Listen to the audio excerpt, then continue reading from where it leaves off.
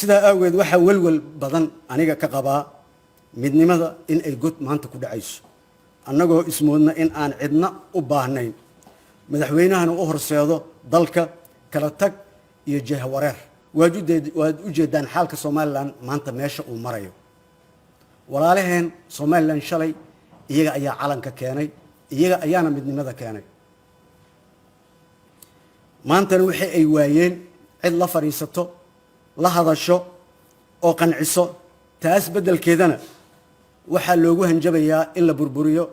nidaamka ay sameysteen dawladda Soomaaliland waad la socotaan in burburka iyo caqabadaha lagu hayo Soomaaliland laakiin annaga raali kama nihin madaxweynahana waa u sheegnay sidoo kale waxaad la socotaan mucaawinada yar ee Soomaaliland loo soo marsiiyay dawladda dhexe in badana is hortaag lagu sameeyo intaas waxaa u sii dheer dacayada raqiis ah oo madaxda dawladda ay markasta idaacadaha ka faafiyaan oo ku eedeeyaan Soomaaliland marka Soomaaliland waxaan halkan u sheegayaa inaan uga tacsiideynayo aragti la'aanta iyo faham la'aanta dawladda ee arrimaha Soomaaliland marka waxaan leeyahay hore u socdo waana idin garab taaganahay waan arkaysaan maanta wuxuu ku hadlayay ninka Roobla wuxuu yiri wadanka midnimadiisiiba halis ku jirta markaasuu adduun yiri Soomaaliland waa saxsantay aska socoto aduu hadda arintaas fasir adiga tabtaas uu yiri wallahi billah wuxuu yiri doorasho waxaan rabnaa xor ah oo xalaal ah oo dimuqraadi ah haddana madaxweynihii doorashadii waa kala heshiin weyn uu yiri waana inta dawladdu wadaba doorasho qof iyo codaba la wadaaba ninkii khayraha saaxiibkeena dastuurka hadlaya iyo in la ixtiraamo xuquuqda insaanka ninkii duhur cad habeen madow ku soo ekeeyay weerarka ninka saaxiibkiisu ag fadhiya waa dulqaadkiisa la yaabana Cabdiraxmaan Abdishakuur waa nin dulqaad badan ninkaas ayaa wuxuu noo sheegayaa baarlamaanka Soomaaliya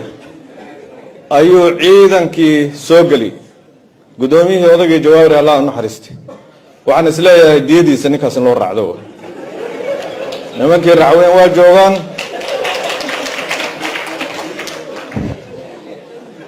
murugo u dhinta ninkaas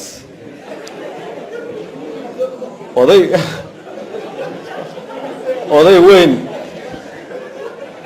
oo maaragtay Soomaali dadka ugu cirada badan ugu cilmiga ugu maaragtay dawladnimada marka la yiraahdo dadkii ugu khibrada badnaa ayaa baarlamaankiisa ciidan la galay markaas xilkii qasab looga qaaday markaasuu leeyahay dastuurkii baa lagu xadgudbay war aaw dastuurka wixii adigu waa ku dhex jirta oo dhiiqada hamiyaysan ahayn dastuur lagu xadgudbay guud ahaan marka raggaas odayaasha Sheekh Sharifa waa saaxiibkaygu way waxba kama sheegi karo asaga laakiin runtii banaan joogga ku dheeraaday ninkaas marka guud ahaan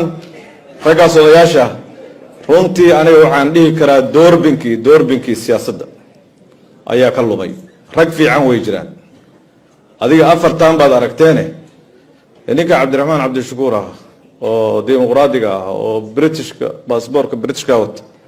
qof iyo qori oo soo qoray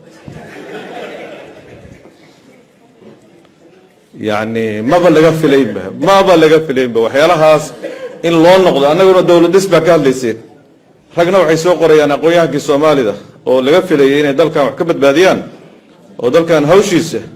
dagaal bay ku boorinayaan cunfi bay ku dhawaaqayaan in la diriro ummadda Soomaaliyeed dirirto oo magaaladaas sidaa u qurxoon ummadaas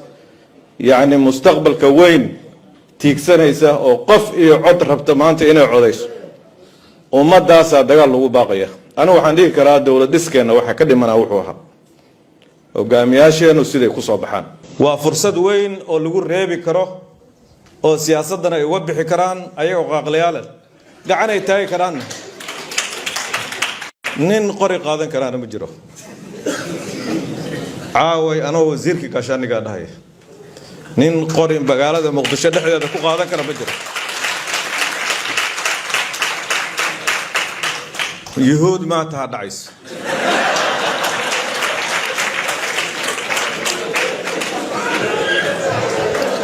mootadaas